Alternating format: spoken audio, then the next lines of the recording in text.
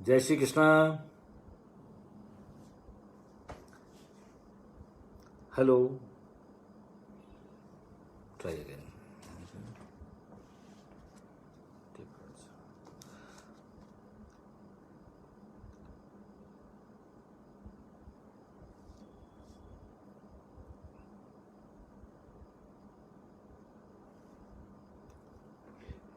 Hello, जय श्री कृष्णा। मुझे सुन पा रहे हैं आप लोग?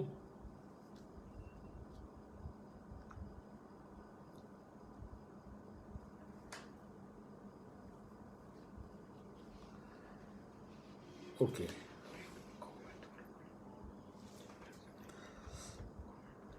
कमेंट में लिखें आप मेरे को सुन पा रहे हैं।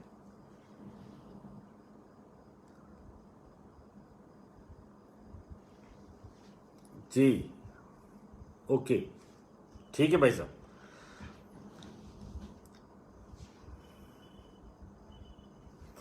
जय श्री कृष्ण भाई साहब।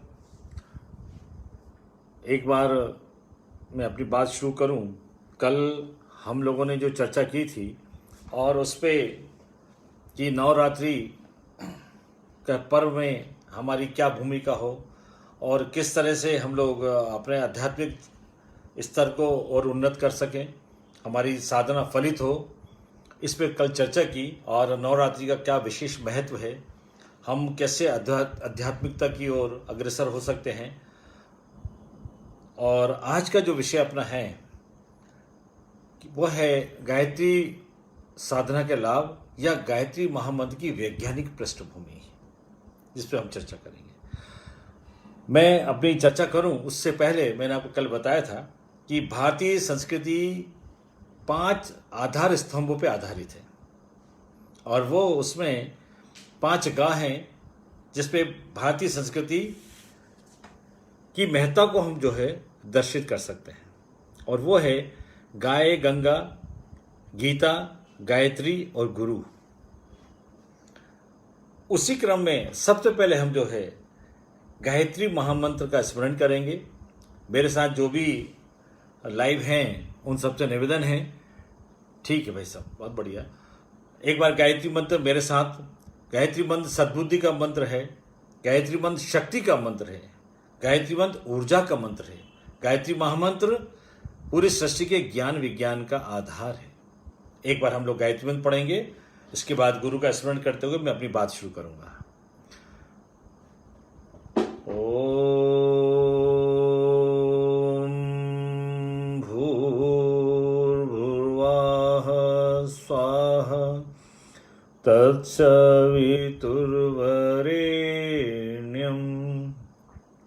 भर्गो देवस्य धीमहि धियो यो नः प्रचोदयात्। ॐ गुरुर्ब्रह्मा गुरुर्विष्णु गुरुरेवो महेश्वराय गुरुरेव परब्रह्म तस्मै श्री गुरुवे नमः। अखण्डमण्डलाकारं व्याप्तं येन चराचरं तत्पदं दर्शितं येन तस्मै श्री गुरुवे नमः। मातृवत् लालित्री च पितृवत् मार्गदर्शिका नमो अस्तु गुरुसत्ताय श्रद्धा प्रज्ञायुता च श्रद्धा प्रज्ञायुता च। बोलो गायत्री माता की जय, परम पूज्य गुरुदेव की जय, परम वंदनीय माता जी की जय हो, भगवान श्री कृष्ण की जय हो, दुर्गे माता की जय हो। सभी को जय श्री कृष्ण, सभी को प्रणाम। भाइयों बहनों, कल जो आपने बात की ही मैं उससे आगे बात करता हूं। मैंने कहा था गायत्री परिवार के संस्थापक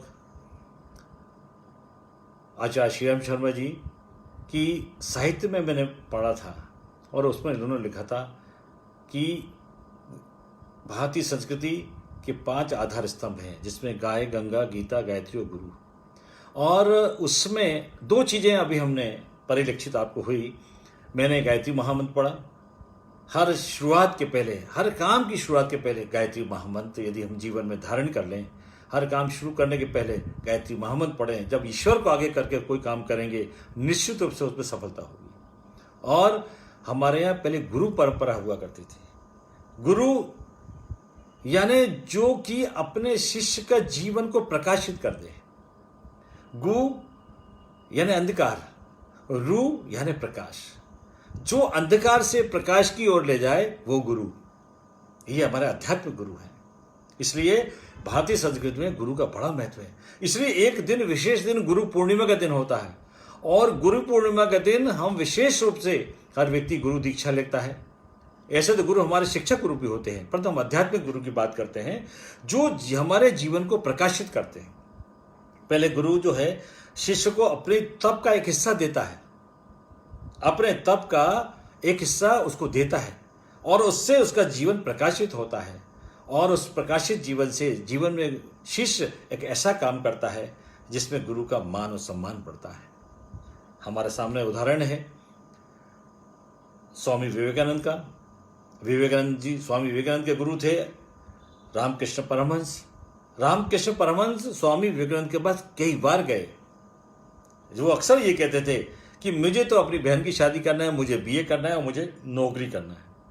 परंतु स्वामी रामकृष्ण परमहंस बार बार जाते थे कि बेटा तेरा जन्म इस काम के लिए नहीं हुआ है, तुझे तो मुझे बहुत सारे काम करना है, तो देश के लिए जीना है तेरे को।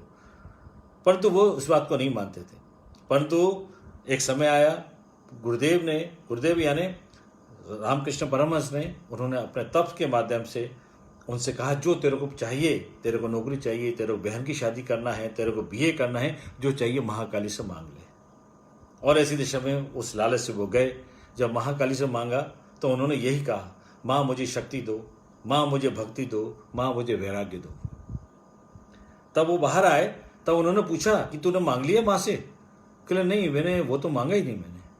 जब फिर दोबारा उन्होंने कहा एक बार और मांग ले महाकाली से। जब वो महाकाली के पास फिर गए तो उन्होंने कहा माँ मुझे भक्ति दीजिए, माँ मुझे शक्ति दे, माँ मुझे वैराग्य दे। तब वो बाहर आए तो रामकृष्ण परमहंस ने उनसे पूछा बेटा तूने मांग लिया? कहला नहीं गुरुदेव, मैंने ये तो मांगा ही नहीं। फिर उन्होंने कहा एक बार और मांग लिया। फिर तीसरी बार गए, उन्होंने तब भी यही कहा माँ मुझे भक्ति दीजिए, माँ मुझे शक्ति दीजिए, माँ मुझे वैराग्य दीजिए। कहने का मतलब है गुरु के ज्ञान के, गुरु के ऑरा में जब व्यक्ति आता है तो वो अपने आप को भूल जाता है और गुरु की शक्ति में से अपने आप को जोड़कर वो महाशक्ति बन जाता है, क्योंकि गुरु महाशक्ति है। और उस गुरु की महाशक्ति में जब गुरु, उसका चेला शिष्य आता है तो वो भी जो है उसी तरह के योग्य बनता है। कहने का मतलब मेरा है पहले गुरु अपने शक्ति को, अपने तप का एक अंश अपने शिष्य को देता है, और फिर शिष्य जो है दुनिया में ऐसे काम करता है कि गुरु का मान बढ़ता है, गुरु का सम्मान बढ़ता है, गुरु के काम करता है। यही स्थिति जो है रामकृष्ण परमहंस और स्वामी विवेकानंद की थी। यही स्थिति जो है आचार्य श्रीराम शर्मा जी की है, और उनके गुरु स्वामी सर्वेश्वरानंद जी हिमालय की सत्ता है, जिनकी कोई 1000 साल की उम्र कहता था, जो कि सूक्ष्म रूप से हिमालय में विराजित थे। और उनके द्वारा जब आचार्य श्रीराम शर्मा जी, क्योंकि मैं थोड़ा संक्षिप्त में बैकग्राउंड में इसलिए जा रहा हूँ ताकि आप उस चीज़ को समझ सकें, जिस चीज़ को हम बात कहने जा रहे हैं, गायत्री महामंत्र को जन जन तक पहुँचाने के जो अभियान है वो किसके उसकी पृष्ठभूमि क्या थी। तो ये बात मैं बता रहा हूँ 15 वर्ष की 1926 की, बसंत पंचमी 1926 को, जब परम पूज्य गुरुदेव अपने आगरा के पास अवलखेड़ा है, आगरा से 20 किलोमीटर दूर पर अवलखेड़ा है। अवलखेड़ा में गुरुदेव अपने घर में, अपने तपस्थली में, पूजा कक्ष में गुरुदेव जब पूजा में बैठे हुए थे, तब हिमालय की सत्ता उनके पूजा कक्ष में प्रवेश करती है, और उसी से एक दीप प्रज्वलित होता है, और उसमें सूक्ष्म रूप से गुरुदेव की, यानी दादा गुरु हिमालय की सत्ता स्वामी सर्वेश्वरानंद जी की एक आकृति बनती है। और उन्होंने उनसे कहा कि बेटा तू कई जन्मों से मेरे साथ है, कई जन्मों से तेरा मेरा साथ है, और इस जन्म में भी तुझे मेरा काम करना है। तो उन्होंने कहा कि मुझे क्या करना है? तब उन्होंने कहा कि तुझे 3 काम करने हैं। किसने कहा? ये हिमालय की सत्ता ने, स्वामी सर्वेश्वरानंद जी ने। गुरुदेव से कहा, आचार्य श्रीराम शर्मा जी से कहा, बेटा तुझे 3 काम करने हैं। 3 काम क्या करना है? कि पूरी सृष्टि को, सद्बुद्धि का आधार जो है, पूरी सृष्टि का जो आधार है पूरी सृष्टि के ज्ञान विज्ञान का आधार है गायत्री महामंत्र। शक्ति का यदि कोई मंत्र तो गायत्री मंत्र। तुझे जन जन तक गायत्री महामंत्र पहुंचाना है, पहला काम उन्होंने कहा ये। दूसरी बात उन्होंने कही कि तुझे हर व्यक्ति की, परिवार की, समाज की, दुनिया की हर समस्या का समाधान के लिए साहित्य का सृजन करना है। छोटी छोटी पुस्तकों के माध्यम से, साहित्य के माध्यम से तुझे साहित्य का सृजन करना है और समस्या का समाधान ढूंढना है। ये दादा गुरु ने, हम लोग दादा गुरु कहते हैं, गुरुजी के गुरुजी थे तो हमारे दादा गुरु हैं। दादा गुरु ने गुरुदेव से ये कहा कि तुम्हें साहित्य, हर समस्या का समाधान साहित्य के माध्यम से करना है। तो ऐसी दशा में गुरुदेव ने अक्षरशः उसका पालन किया। और तीसरी बात उन्होंने एक बात और कही थी, जब देश आज़ाद नहीं हुआ, तो मैं आपको बात बता रहा हूँ, बसंत पंचमी 1926 की। और 1926 में जब देश आज़ाद नहीं था, हम गुलामी की जंजीरों में जकड़े हुए थे, तब उन्होंने कहा तुझे देश की आज़ादी में अपनी भूमिका सुनिश्चित करनी है। गुरुदेव जो है स्वतंत्रता संग्राम सेनानी थे, उनके राजनीतिक गुरु जो है महात्मा गांधी थे, और उनके साथ रह के वो 3 बार जेल भी गए। और उन्होंने अंग्रेज़ों से लड़ते लड़ते राष्ट्रीय ध्वज जो हमारा है उसको गिरने नहीं दिया और दांत से दबाए रहे। अंग्रेज उनको कोड़े बरसाते रहा, परंतु उन्होंने जो है उसकी परवाह नहीं की और देश की आज़ादी में उन्होंने बड़ी भूमिका निभाई। और इसके बाद भारत सरकार ने उनका मान किया, सम्मान किया 1990 में, और इससे पूर्व में उनको सम्मानित किया गया था और राष्ट्र संत कहलाए। और साथ में भारत सरकार ने उनको एक ताम्रपत्र और सम्मानित किया। और इसी के साथ साथ गुरुदेव ने को 90 के बाद, 90 में उनका महाप्रयाण हुआ, तो 1990 2 जून 1990 को उनका महाप्रयाण हो गया था, गायत्री जयंती के दिन। और इसके बाद जो है 91 में एक भारत सरकार ने एक टिकट जारी किया और उसका विमोचन जो उपराष्ट्रपति डॉक्टर शंकर शर्मा ने किया था। तो आचार्य श्रीराम शर्मा जी से दादा गुरु ने जो बात कही वैसा ही उन्होंने किया, अर्थात उन्होंने जन जन तक गायत्री महामंत्र। मैं आज गायत्री मंत्र के बारे में, पृष्ठभूमि के बारे में, वैज्ञानिक आधार के बारे में आपसे बात कर रहा हूँ। मैं उसकी बात शुरू करता हूँ। तो आचार्य जी ने गायत्री महामंत्र अकेले एक लाइन के ऊपर उन्होंने A4 साइज के प्रिंटेड 2400 पेज लिखा है। हैंड रिटन नहीं है। हैंड रिटन के बाद जो प्रिंट बन के तैयार हुई किताबें वो 6 भाग में हैं, गुरुदेव ने लिखी है। गायत्री महामंत्र की महत्ता के ऊपर, गायत्री मंत्र की शक्ति के ऊपर, गायत्री मंत्र क्या है, इस मंत्र के ऊपर उन्होंने 2400 पेज लिखा है।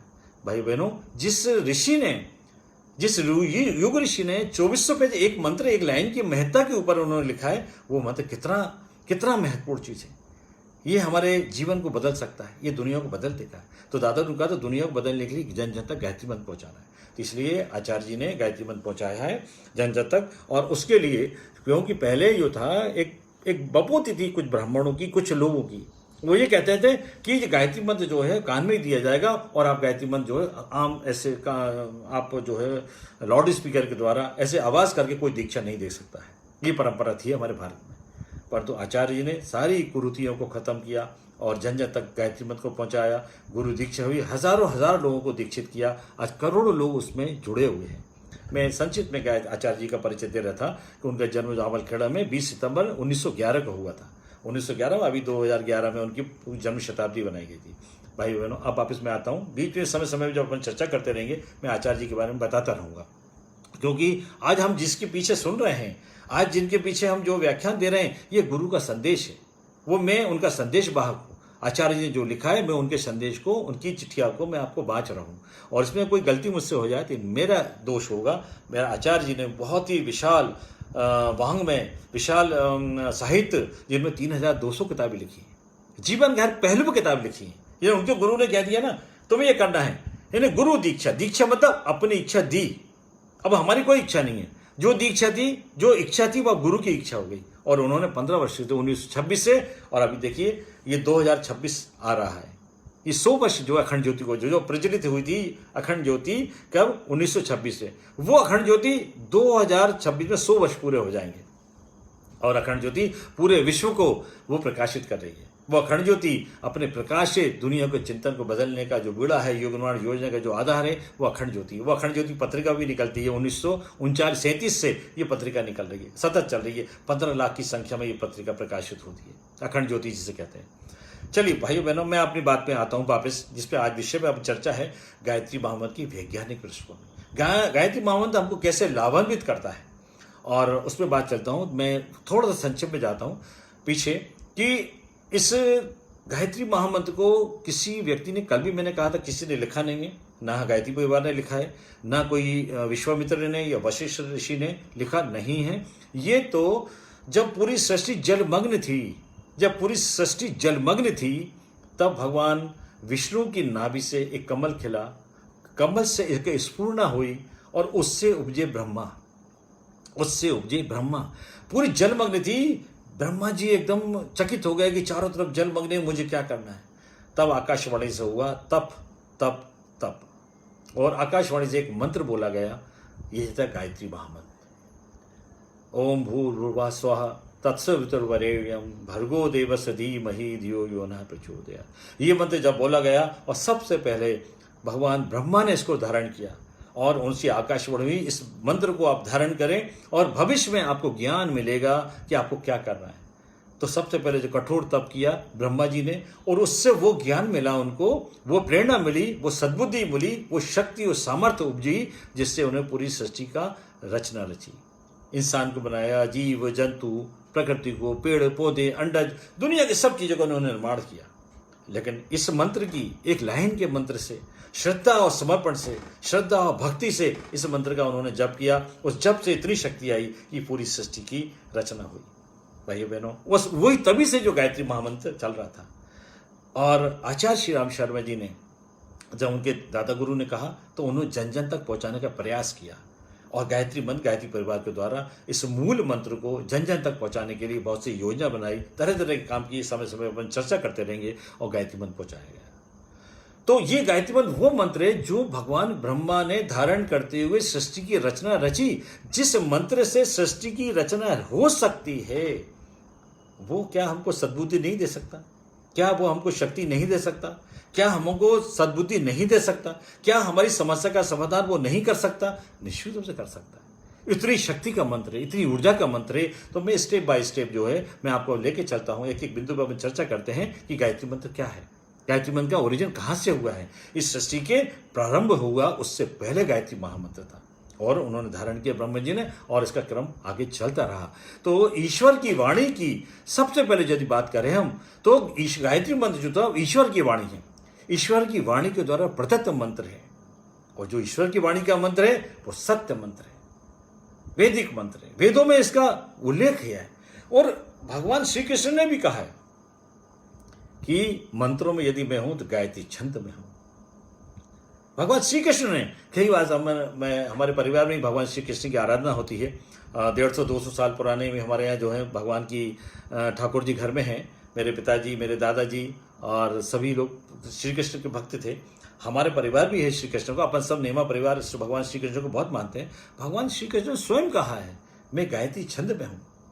गायत्री छंद यानी अर्थात गायत्री मंत्र में भगवान स्वयं श्री कृष्ण हैं।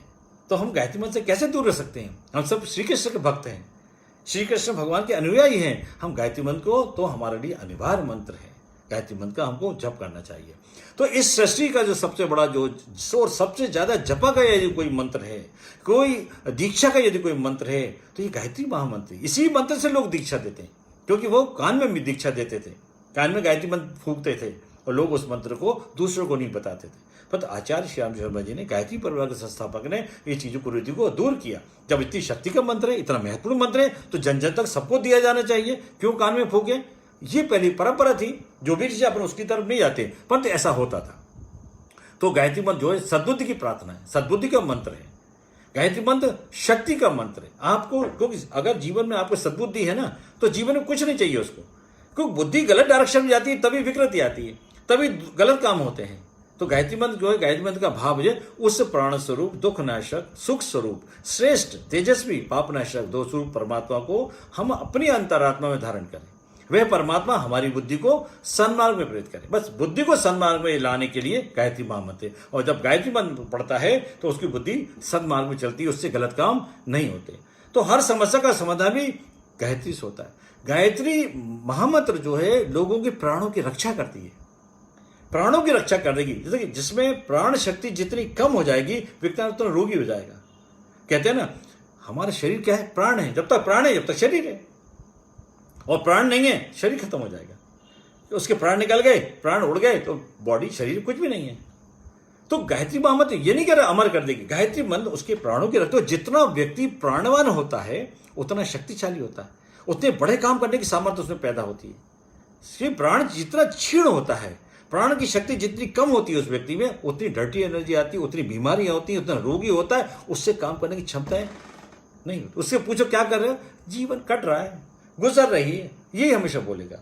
पर तो ये अगर किसी प्राणवान से कहो नहीं, वो 80 साल की उम्र में भी कहेगा नहीं, मैं तो बिल्कुल आज फुर्ती है, चुस्ती है, काम कर रहा हूं समाज के लिए, अपने लिए, अपनों के लिए भी काम कर रहा हूं, अपने लिए भी कर रहा हूं, अपनों के लिए भी करता हूं। कल मैंने आपको आध्यात्मिकता के बारे में बताया था। आध्यात्मिकता यानी हम अपने लिए करें और अपनों के लिए भी करें, अपने लिए जिए और अपनों के लिए भी जिए, ये आध्यात्मिकता है। हम अपने लिए तो जानवर भी जीता है, पर अपनों के लिए क्या कर सकते हैं हम, वो एक महत्वपूर्ण चीज है। आचार्य जी ने इस चीज को बड़े अच्छे ढंग से समझाया है। क्या कहा है उन्होंने, साधना, उपासना, आराधना। साधना है डिसिप्लिन अपना, उपासना यानी भगवान के पास बैठना, और आराधना है समाज के लिए आप क्या कर सकते हो, देखो आपने कोई अच्छी चीज है आप लोगों के साथ शेयर कीजिए। तो ये क्या है, आराधना है, समाज की सेवा है। तो ये ऋषि परंपरा है, ये इसको जो विलुप्त हो रही थी, इनको धीरे धीरे आचार्य जी ने इनको जागृत किया, जन जन तक पहुंचाने का काम किया। तो प्राण शक्ति का अभिवर्धन जो होता है, और एक वैसे भी देखें शाब्दिक अर्थ में देखें, गायत्री, गाय, उत्तरी, गाय यानी प्राण, त्री यानी रक्षा। जो प्राणों की रक्षा करे वो गायत्री, जो प्राणों की रक्षा करे वो गायत्री, जो प्राणों का अभिवर्धन कर दे वो गायत्री है। आप शाब्दिक अर्थ में जाएंगे तो गायत्री का भाव ये संधि विच्छेद करेंगे, गाय यानी प्राण, त्री यानी रक्षा। जो प्राणों की रक्षा करे वो गायत्री। गायत्री महामंत्र जो है प्राणों की रक्षा भी करता है, प्राणों का अभिवर्धन भी करता है। कहते हैं गायत्री महामंत्र के 24 अक्षर होते हैं। गुरुदेव ने लिखा है गायत्री मंत्र के 24 अक्षर। कल अपन बात कर रहे थे कि नवरात्रि में 9 देवियां हैं, गायत्री महामंत्र में 24 अक्षर हैं, और 24 अक्षर की 24 देवियां हैं, 24 गुण हैं, 24 देवता हैं, 24 शक्ति धाराएं हैं, 24 क्वालिटीज हैं जो आप में डेवलप होती हैं, और उससे आप मानव से महामानव बनते हैं और अच्छे उत्कृष्ट बनते हैं। क्यों? क्योंकि वो 24 गायत्री है। जैसे क्या, जैसे गणेश गायत्री, यानी गायत्री के अलग हटके आप किसी चीज की आध्यात्मिक कल्पना ही नहीं कर सकते। जैसे गणेश गायत्री, अब गणेश जी के नाम लेना, एक दंताय विद्महि वक्रतुंडाय धीमहि तन्नो दंती प्रचोदयात्। आपको राम गायत्री, हनुमान गायत्री, हनुमान गायत्री क्या कह सकते हैं, आप कह सकते हैं अंजनी सुताय विद्महि वायुपुत्राय धीमहि तन्नो मारुति प्रचोदयात्। लक्ष्मी गायत्री, यानी लक्ष्मी गायत्री क्या हुआ, तो यही शिव गायत्री है, लक्ष्मी गायत्री है। ये सारी गायत्री, हर चीज में गायत्री का मंत्र का पुट अनिवार्य है। 24 गायत्री होती है, और 24 गायत्री 24 गुणों को, 24 शक्तियों को, 24 चक्रों को एक्टिवेट करती है, तब हमारा शरीर जागृत होता है। 24 जो गुण हैं, ये कहता है गायत्री परिवार के आदमी कैसे, भाई आचार्य श्री राम शर्मा जी तो अपनी तरह थे, हमारे भी 2 हाथ हैं, जैसे हमें वैसे वो थे। पता उन्होंने क्या हुआ, कठोर तप किया, उन्होंने जप किया, उन्हें भगवान के पास उपासना की, और उपासना की, और भगवान श्रद्धा और समर्पण से उपासना की। जब श्रद्धा और समर्पण, श्रद्धा और विश्वास, ये महत्वपूर्ण चीज है। किसी भी मंत्र को, किसी भी देवता को आप जपें, चाहे राम को जपें, चाहे घनश्याम को जपें, चाहे गायत्री को जपें, चाहे दुर्गा को जपें, जब तक श्रद्धा नहीं होगी तब तक उसकी महत्ता, तब तक आपका आदान प्रदान नहीं होगा। आपसे, गुरु जी से, भगवान से आपका आदान प्रदान नहीं होने वाला। आप कितनी माला घुमाएं, कितने जप करें, उस वो श्रद्धा होना चाहिए, पहली चीज। और दूसरी चीज है विश्वास, कि हम जो कर रहे हैं वो सही कर रहे हैं, और ईश्वर का सानिध्य हमको मिल रहा है, ईश्वर की शक्ति हमारे पास आ रही है, भगवान का सानिध्य, हमने भगवान का आह्वान किया है तो भगवान उपस्थित हुए हैं, भगवान का आह्वान किया तो भगवान उपस्थित हुए हैं, ये मान भाव करेंगे। क्योंकि श्रद्धा और विश्वास ही भवानी शंकर हैं। श्रद्धा को कहते हैं भवानी, और विश्वास को कहते हैं शंकर। ये दोनों चीज गायत्री मंत्र के लिए, कोई भी जप करने के लिए, कोई भी अनुष्ठान करने के लिए, भगवान के पास बैठने के लिए ये चीज आती है। तो 24 गायत्री होती है, और 24 जब गायत्री जो है उसके जीवन में फलित होती हैं तो बहुत सारी चीजें जागृत होती हैं। आचार्य जी ने कठोर तप किया, 27 साल तक उन्होंने 24 लाख के 24 अनुष्ठान किए। 27 साल इसलिए कह रहा हूं कि 2 या 3 सालों लगभग पूरे पीरियड में वो जेल गए। देश की आज़ादी में उन्होंने भूमिका निभाई थी, तो वो जेल भी जाना पड़ा। तो उसमें जो डिस्क्रिमिनेशन हुआ जेल में, फिर वापस उन्होंने किया। तो 27 वर्ष तक उन्होंने कठोर तप किया, और तब उसके बाद, और उन्होंने तप में भी क्या, वो 1 रोटी कौन को गाय को खिलाते थे जौ, उससे निकलता गोबर, गोबर से जौ को धोते थे, एक रोटी को छाछ से उन्होंने जीवन दिया। कल मैं चर्चा कर रहा था आपसे कि हम अनुष्ठान करते हैं, भगवान की आराधना करते हैं, खान पीन का बड़ा महत्व है। गोबर को खिला के गाय को गाय गोबर देती थी, उसके बाद जो धोते थे उसमें वो सात्विक दिशा पैदा होती थी, वो संयम पैदा होता था, वो शक्ति पैदा होती थी, जिससे आचार्य महामानव बने। 3200 किताबें इस जीवन में आप और हम पढ़ नहीं सकते, जिन्होंने 3200 किताबें लिख दी है। भाइयों बहनों, ये महामंत्री जो बात कर रहे हैं, इसके महत्व की बात कर रहे हैं, तो एक एक चीज, खासतौर जो बच्चे छात्र छात्राएं हैं, जो बच्चे पढ़ने वाले हैं, गायत्री शक्ति का मंत्र, बुद्धि का मंत्र है। गायत्री से प्रखर बुद्धि होती है, उसको पढ़ना चाहिए। उनमें जो है कैलिबर, उससे वो उसमें प्लस होंगे।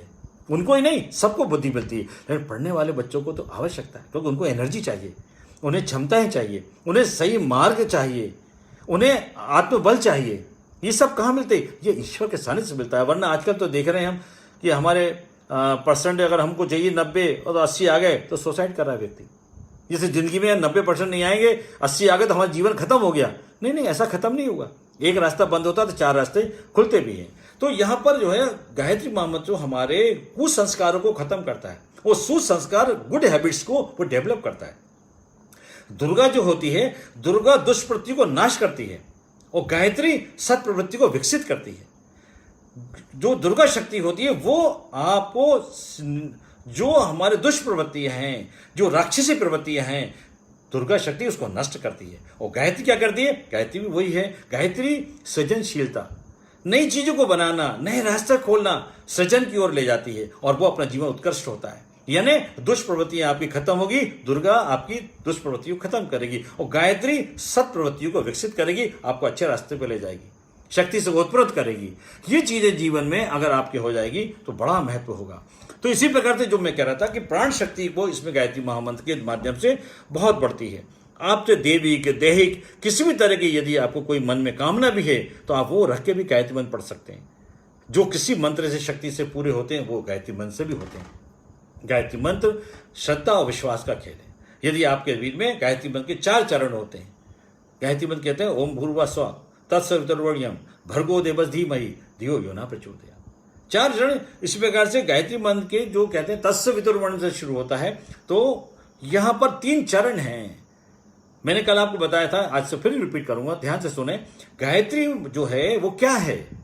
गायत्री कहाँ है? गायत्री हमने देवी स्वरूप में माना है। आचार्य जी ने माता की प्रतिमा बनाई है। आप चाहें यदि आप प्रतिमा, माँ जो है एक कोमल होती है, माँ अपने बच्चों का बड़ा ख्याल रखती है, इसलिए मातृत्व का रूप दिया है गुरु जी ने, आचार्य जी ने। गायत्री एक विचार है, गायत्री एक चिंतन है, गायत्री एक सोच है। उसको सोच को, उस चिंतन को, एक विचार को हम आगे ले जाएंगे तो वो गायत्री, और उसको देवी स्वरूप दिया है।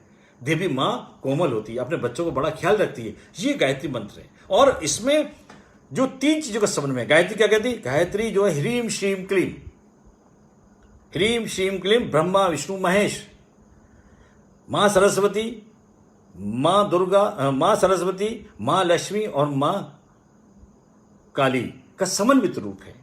और हमने कल बताया था कि सारी समस्या हमारे इन 3 पे इर्द गिर्द पे घूमती है। हमारे पास अभाव है, हमारे पास अज्ञान है, हमारे पास अशक्ति है। और यदि तीनों चीजों में से यदि आपकी पूरी चीज हो जाए तो आपकी समस्या धीरे धीरे खत्म हो जाएंगी। अभाव, अज्ञान और अशक्ति। सबसे पहले ह्रीम, ह्रीम यानी सरस्वती। सरस्वती के माध्यम से जब गायत्री मंत्र पढ़ता है उसकी बुद्धि प्रखर होती है, सरस्वती की कृपा उस पर होती है। आपको अलग से सरस्वती करने की जरूरत नहीं। गायत्री महामंत्र आपकी सरस्वती का मंत्र है, गायत्री महामंत्र लक्ष्मी का मंत्र है, गायत्री महामंत्र आपका महाकाली का मंत्र है। समन्वित रूप है, एक साधे सब सदे। ये मंत्र कैसा है? शक्ति का मंत्र है। यानी ह्रीम श्रीम क्लीम। ह्रीम यानी सरस्वती, सरस्वती यानी अज्ञान को दूर करेगी। श्रीम यानी लक्ष्मी। किसको पैसा नहीं चाहिए? सबको पैसा चाहिए, हर व्यक्ति चाहता है, लेकिन आपकी बेईमानी से, चोरी से, गलत तरीके से पैसा नहीं आएगा, क्योंकि आपको प्रवृत्ति नहीं रहेगी, आपको सद्बुद्धि भी रहेगी गायत्री पास। आपके पास जो है उससे आप सुखी रहेंगे, आपकी भौतिक उन्नति होगी, श्री समृद्धि बढ़ेगी। समृद्धि बढ़ेगी, श्री समृद्धि, ऐसी दौलत सात्विक जो अच्छे रास्ते पे ले जाएगी वो आपकी बढ़ेगी। क्योंकि लक्ष्मी जी की कृपा होगी तो आपको गलत रास्ते पे नहीं, बेईमानी से नहीं, चोरी डकैती से नहीं, गलत तरह से पैसा नहीं, ईमानदारी से पैसा आएगा आपके पास। आपकी सुख बढ़ेंगे, ऐश्वर्य बढ़ेगा आपके पास। ये क्यों? लक्ष्मी जी की कृपा जब होती है तो ऐश्वर्य बढ़ता है, धन धान्य की वृद्धि होती है। श्री यानी अभाव दूर होंगे। तीसरी चीज कल मैंने बताई थी आपको, वो है अशक्ति। अशक्ति यानी जब महाकाली की कृपा होती है तो अशक्त यानी रोग बीमारियां दूर होती है। हर व्यक्ति में आज का रोग है, बीमारियां हैं, परेशान है। किसी युवाओं से आज के पूछो ना, क्यों भाई क्या हाल है? बस सब कट रही है, जी रहे हैं। अरे भाई जी रहे हैं, कट रहे हैं, तो उसमें ऐसी क्या बात है? तो कहने का मतलब है कि अगर आप ऊर्जा से ओतप्रोत हैं, आप स्वस्थ हैं, तो आप कहेंगे शान से जी रहे हैं। हमारे यहाँ गायत्री मिशन में एक व्यक्ति थे, अब वो शांत हो गए हैं। तो 91 साल की उम्र में वो कहते थे मैं 19 साल का हूं। 91 साल में कहते थे मैं युवा हूं, 19 साल का हूं। 9 को इधर करो, 1 को इधर करो। कहने का मतलब है जीवटता होती है। और प्राण शक्ति, गायत्री मंत्र से प्राण शक्ति बढ़ती है। प्राण शक्ति बढ़ती है तो जीवटता बढ़ती है। इस प्रकार से गायत्री महामंत्र जो है हमको हर तरह से लाभकारी है, हर तरह से हमारे लिए शक्तिशाली मंत्र है। और इसमें जब हम गायत्री मंत्र का जप करेंगे तो कहते हैं, जिससे मैंने कहा 24 गायत्री होती है। आपने सुना होगा 5 तत्व होते हैं। 5 तत्व कौन से होते हैं? जिसमें हम कहते हैं आकाश होता है, वायु है, अग्नि है, जल है, पृथ्वी है। ये 5 तत्व हैं। मैं कह रहा हूं गायत्री मंत्र में 24 तत्व हैं। 24 तत्व, गायत्री के 24 अक्षर। 24 अक्षर गायत्री के 24 चक्रों को एक्टिवेट करते हैं। और 24 चक्र के साथ 24 तत्व। तत्व क्या है? 5 तत्व मैंने बताया आपको, जिससे हम कहते थे अग्नि, धरती, पृथ्वी है, अग्नि है, आकाश है, वायु है, जल है। और 5 तत्व जो 10 कर्मेंद्रियां हमारी, 10 इंद्रियां हैं, 5 कर्मेंद्रियां और 5 हमारी ज्ञानेंद्रियां हैं। तो 5 ज्ञानेंद्रिय, 5 कर्मेंद्रिय, 10 और 5 तत्व 15 और 5 जो है इसमें जो इनकी तन्मात्राएं होती हैं। तन्मात्रा जैसे अग्नि की तन्मात्रा होती है रूप, और रूप किससे देखते हैं? आंखों से देखते हैं। जल की तत्व रस कहां से? वो जल में होता है। तो ये 5 जो है तन्मात्रा होती है, इनकी विशेषता, सामान्य भाषा में कह सकते हैं इनकी 5 की, इन तत्वों की विशेषता होती हैं, वो तन्मात्रा होती है। और 5 जो के 20 और 4 होते हैं, वो है 4 जो तत्व हैं वो हमारे महत्वपूर्ण तत्व हैं, वो आत्मा, परमात्मा और अभी चलिए 4 तत्व और होंगे। इस प्रकार से 24 तत्व हमारे जो हैं वो होंगे। और 24 तत्वों से 24 चक्र एक्टिव होते हैं। अब आपके 24 चक्र, अब चक्रों में जब बात करेंगे मैं बताऊंगा। 18 चक्र छोटे होते हैं, जैसे 2 चक्र यहाँ पर होते हैं, 2 चक्र यहाँ पर होते हैं, 2 कोहनियों में होते हैं, 2 जंघाओं में होते हैं, घुटनों में होते हैं। इस प्रकार के हमारे 18 चक्र छोटे और 6 चक्र बड़े होते हैं। चक्र पे बात करेंगे तो ये 24 जो अक्षर हमारे गायत्री के हैं, ये 24 तत्वों को, 24 चक्रों को एक्टिवेट करता है। और एक्टिवेट करता है, मैंने 2 चीज बोली, मन बुद्धि और 2 चीज मैंने बताई, आत्मा और परमात्मा। ये 4 24 मिला के 24 तत्व होते हैं। 24 हमारी शक्ति होती है, 24 गायत्री होती है। ये सारी चीजें एक लाइन के मंत्र से श्रद्धा और विश्वास के साथ यदि हम इसको जप करते हैं, ध्यान करते हैं, तो हमको बहुत लाभ होता है। मैं आपको बताऊं, ये सिर्फ एक कोरी कल्पना नहीं है गायत्री महामंत्र। कई साइंटिस्ट हैं, उन्होंने बताया, इसने प्रूव किया। शांतिकुंज हरिद्वार में और एक ब्रह्म वर्चस्व शोध संस्थान है, एक रिसर्च सेंटर है। आचार्य जी ने एक रिसर्च सेंटर बनाया। कौन सी दवा, कौन सा मंत्र, उसको कैसे फलित हो रहा है, क्या लाभ हो रहे हैं। तो वहां पर एक ब्रह्म वर्चस्व शोध संस्थान है शांतिकुंज हरिद्वार में। तो वहां पर गायत्री महामंत्र का एक स्टैचू बनाया, और एक आदमी का स्टैचू बनाया, और उसमें इस तरह से पेंट लगाए कि जब व्यक्ति गायत्री मंत्र पढ़ता है, जैसे ओम भूर्भुवः, तो उसके एक एक अंग में लाइट जल जाती है। वो लाइट जल रही है, यानी वो कर रहा है कि ये चक्र उसका एक्टिवेट हो रहा है, ये आगे चक्र ये एक्टिवेट हो रहा है, ये थ्रोट चक्र वो एक्टिवेट हो रहा है। किस मंत्र से? हर मंत्र की अपनी शक्ति होती है, और उस शक्ति से उसके शरीर जागृत हो रहा है। 24 स्थानों पे एक्टिवेशन होता है। 24 जो हमारी बहुत सारी शक्तियां जो हैं विलुप्त पड़ी हैं, कई शक्ति सोई हुई है, परंतु इसको जगाने का काम है। तो गायत्री मंत्र से वो शक्तियां जब हम निरंतर बोलते हैं, तो हमारे जो जिह्वा है, तालु है, इसका रिलेशन पूरी बॉडी की इंद्रियों से है, पूरे चक्रों से जिसका जुड़ाव है। जब व्यक्ति बोलता है तो वो जो जैसे आपने देखा होगा सपेरा आता है, सफेदा जैसे टोकना खोलता है, सांप बिल्कुल सोया हुआ है, वो आपको कर्तव्य दिखाने के लिए जैसे ही सांप को ऐसा मारता है, सांप एकदम फनफनाता है। क्यों? वो एक्टिवेट हुआ। तो जैसे आप गायत्री मंत्र पढ़ते हैं, जो अक्षर है, तत्व है, स, सवितुर है, वरेण्यम, जो जो एक अक्षर है, वो आपके एक एक अक्षर एक शक्ति है। एक अक्षर एक एक चक्र का प्रतिनिधित्व कर रहा है।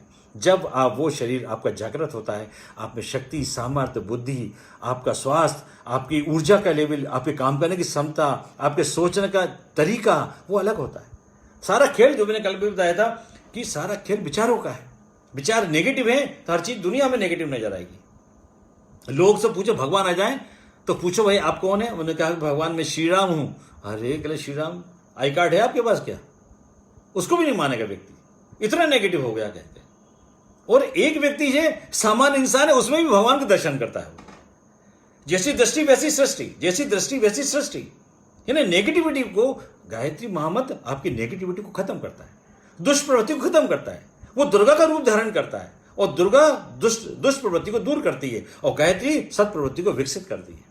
यानी सद्बुद्धि मिलेगी, आगे जाने का रास्ता मिलेगा आपको, वो आपके कल्याणकारक होगा। ये सारी चीजें जो हैं गायत्री महामंत्र से आपको फलित होती जाएगी। बहुत आगे मैं एक चीज छोटी सी और बताना चाहता हूं आपको कि एक बार गुरुदेव लेक्चर दे रहे थे अपना, सारे कार्यकर्ता, वरिष्ठ कार्यकर्ताओं के बीच में बात कर रहे थे। तो उन्होंने कहा कार्यकर्ताओं से, बेटा तुम मेरी गायत्री को, गुरुदेव कहते मेरी गायत्री को तुम हर मंदिर में पहुंचा दो, हर मस्जिद में पहुंचा दो, हर गुरुद्वार में पहुंचा दो, हर चर्च में पहुंचा दो। तो गुरुदेव ने जैसे ये कहा तो वो लोग कार्यकर्ता खड़े हो गए। अरे गुरुजी, मस्जिद में हम यदि गायत्री मंत्र पहुंचाएंगे वो तो हमको एक्सेप्ट ही नहीं करेगा। जैसे उसने ये बात कही तब गुरुदेव ने कहा, बेटा ये तुम्हारी गायत्री है जिसको तुमने मूर्ति पे स्थापित की है। ये तो तुम हिंदुओं के लिए मैंने श्रद्धा का केंद्र बना के मैंने गायत्री की मूर्ति है, वो एक फिलॉसफी है। गायत्री एक विचार है, गायत्री एक चिंतन है, गायत्री एक सोच है। तुम मेरे विचारों को, मेरी विचारों की गायत्री को हर मंदिर में पहुंचाओ, हर मस्जिद में पहुंचाओ, हर गुरुद्वारे में पहुंचाओ, हर चर्च में पहुंचाओ, वो उसका अभिनंदन करेगा। तो ये मूर्ति का अभिनंदन नहीं करेगा शायद मस्जिद वाला, पर तो आपके विचार अच्छे होंगे वो उसका स्वागत करेगा। इसलिए गायत्री परिवार से बहुत से मुस्लिम परिवार जुड़े हुए हैं। अभी मेरे गायत्री मंदिर में भोपाल में एक शेर खान है।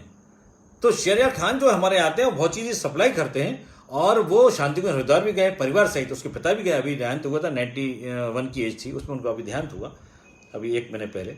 तो कहने का मतलब है कि एक विचारधारा है। कितने लोग हमारे आचार्य जी किताब लेने आते हैं, क्योंकि उन्होंने जो 3200 किताब लिखी, ऐसा थोड़ी है कि हिंदुओं के लिए लिखी है। स्वास्थ्य हिंदू को भी चाहिए, मुसलमान को भी चाहिए, सिख को भी चाहिए, ईसाई को भी चाहिए। तो सब लोग हमारे आचार्य जी के साहित्य को पसंद करते हैं, आचार्य जी को चिंतन को पसंद करते हैं। चाहे आर्य समाज को मूर्ति पूजा नहीं करते वो लोग, लेकिन हमारे आचार्य जी की मूर्तियों को पसंद करते हैं। जो गायत्री जी का चिंतन है, आचार्य जी का विचार है, वो साहित्य को पढ़ते हैं और उसको आत्मसात करते हैं। तो ये जो मैं आपसे बात कर रहा हूं कि गायत्री जो एक विचार है, एक चिंतन है, एक सोच है, और वो सोच विकसित कब होगी? जब हम गायत्री महामंत्र पढ़ेंगे। इसलिए उन्होंने कहा, तो कार्यकर्ताओं को समझ में आया, नहीं गुरुजी कह रहे हैं ये विचारों को सब नहीं, क्योंकि आचार्य जी की योजना जो है ना, भगवान की योजना है युग निर्माण योजना। युग निर्माण यानी गायत्री परिवार का निर्माण नहीं, नियमों का निर्माण नहीं, ब्राह्मणों का निर्माण नहीं, ऐसा नहीं है। गायत्री युग निर्माण यानी पूरे युग का निर्माण होता है, विश्व का निर्माण करना है। और दुनिया इस समय बदल रही है, लोगों के विचार बदल रहे हैं। दुनिया में कभी कल्पना नहीं की होगी कि दूसरे देश के, अमेरिका का देश हमारे देश में आएगा और हमको सम्मानित करेगा, हमको बुलाएगा, रेड कॉर्पेट वेलकम करेगा। आज दुनिया जो है, हम हाथ जोड़ते थे, कहने ये क्या है, हम तो सेकंड करते थे, आज दुनिया हाथ जोड़ रही है। आज हमारी जो पुरानी आयुर्वेद की परंपरा है, कोरोना का इलाज आज का आयुर्वेद में हो रहा है। ये क्या है? आज का दुनिया जो यज्ञ के पीछे समझ में आ रही है, यज्ञ का ज्ञान विज्ञान क्या है, कहने का मतलब आचार्य जी जो बातें लिखी है ना, वो सब सत्य साबित हो रही है। आने वाला समय बड़ा उज्जवल है और हम अपने चिंतन को बदलने के लिए, विचारों को बदलने के लिए, अपनी सामर्थ्य को आगे बढ़ाने के लिए, अपनी आर्थिक उन्नति के लिए, अपनी भौतिक उन्नति के लिए, अपने को स्वस्थ रखने के लिए गायत्री मंत्र जब पढ़ते हैं तो उसके अंदर आप करके देख लीजिए, आपकी जितना काम करते हैं उससे ज्यादा आप काम कर पाएंगे। आप 6 घंटे काम करते हैं, आप 8 घंटे काम करेंगे। आप, मैं नहीं कह रहा आप एक्टिव हो जाएगी, आप जो करते हैं मैं उसका विरोध नहीं कर रहा, परंतु साइंस है उसका, इस चीज को प्रूव किया है कि गायत्री मंत्र कैसे पढ़ते हैं। जब पढ़ते हैं तो उसके 24 चक्र एक्टिवेट होते हैं और शक्ति जब जितनी जागृत होगी, बस वही तो है, शरीर को जगाना ही तो है आपको।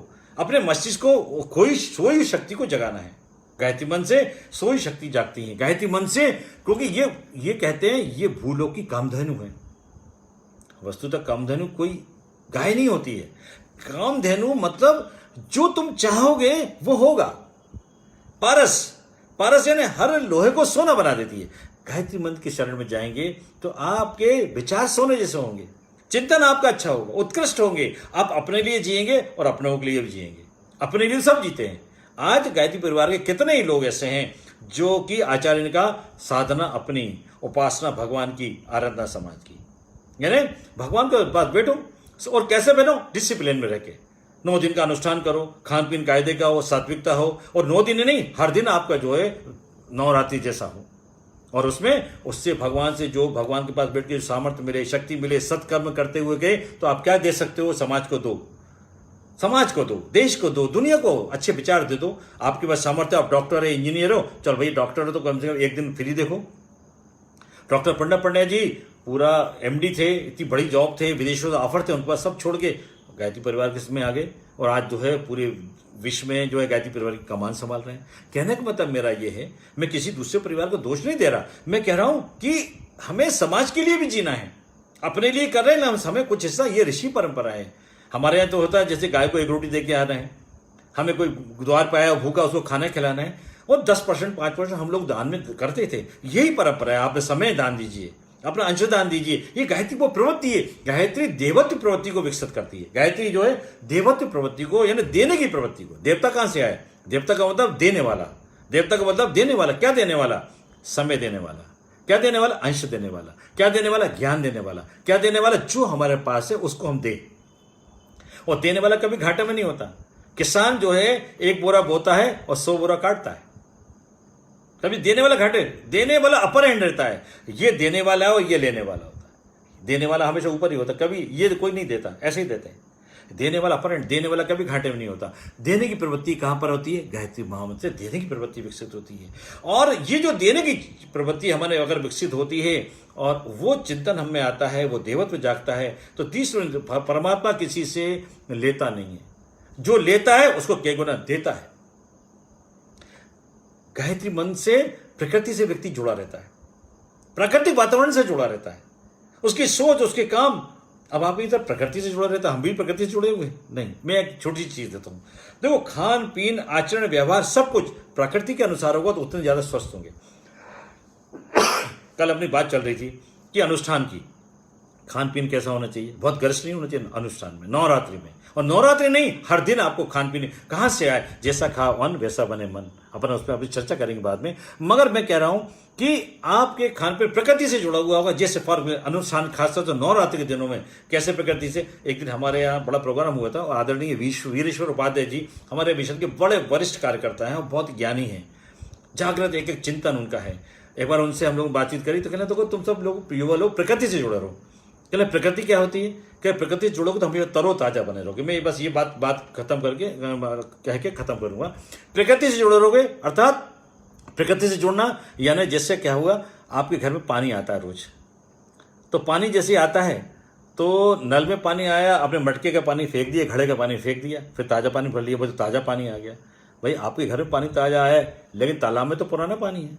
कुएं में जो पानी है वो तो तालाब पुराना नहीं है, नदी में पानी वो तो पुराना नहीं है। तो लेकिन क्यों? वो प्रकृति से जुड़ा हुआ है, धरती से जुड़ा हुआ है, इसलिए वो ताजा है। और मटके का प्रवाह प्रकृति से कट गया तो वो मटके में आ गया, घड़े में आ गया, घड़े में आप 2 दिन 4 दिन में बदबू आने लगे पानी को।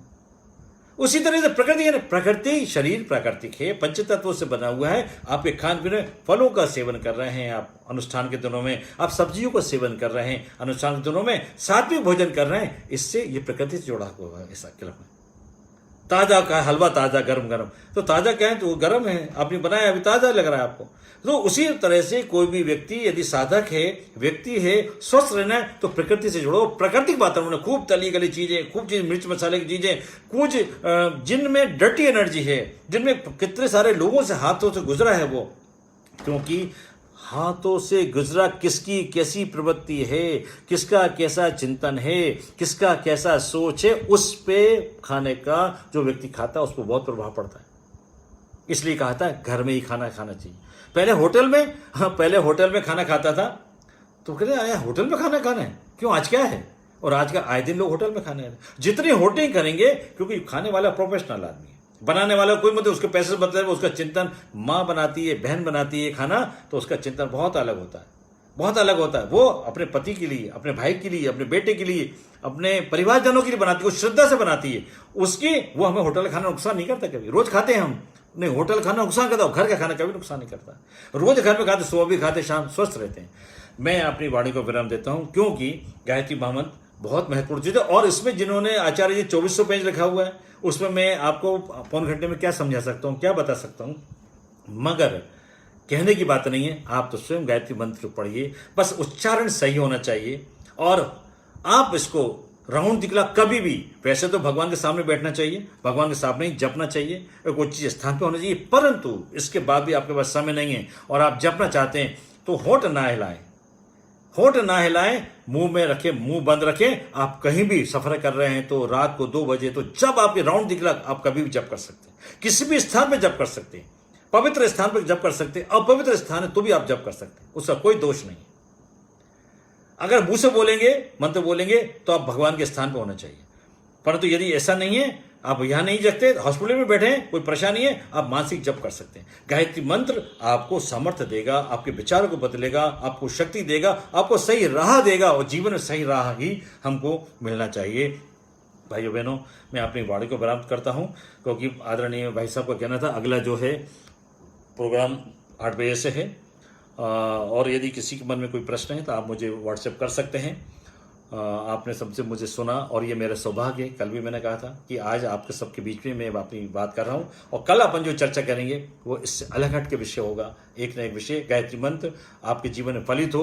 भगवान, आज से नवरात्रि है, आप सबको नवरात्रि की जो है बहुत शुभकामना है। आपका 9 दिन बहुत ही फलित हो, 9 दिन आप भगवान की आराधना में लीन रहें, हर पल ईश्वर का स्मरण करते रहें, ईश्वर को अपने पास महसूस करें। ये दिन 9 ऐसे हैं, ईश्वर को महसूस करना है। ईश्वर को कहीं मत जाइए, कहीं मंदिर जा सकते, कोविड है, बिल्कुल मत जाइए, अभी कहीं नहीं जाना। मैं आपको वो मंदिर बताता हूं, उस मंदिर में आप जाइए, हर पल आप उसको हाथ लगा सकते हैं, हर पल छू सकते हैं। अपने हृदय में अपनी गायत्री माता को, अपने हृदय में अपने राम को, अपने हृदय में अपने शिव को, अपने हृदय में दुर्गा को आप बसा लें, उसकी एक मूर्ति को यहाँ बसा लें। जब आंख बंद करो, जो मरो, उसके चरणों को आप हाथ लगा लें, आपको सद्बुद्धि मिलेगी, आपको शक्ति मिलेगी, और हृदय में भगवान है, ये आपको हर पल महसूस होगा। फिर आपका देखिए सोच, आप दिन भर देखिए कैसा निकलता है आपका। ईश्वर को सानिध्य में 9 दिन विशेष रूप से आप प्रयास करें, अभ्यास करें। मैं अपनी वाणी को विराम देता हूँ। ओम शांति ही शांति ही शांति।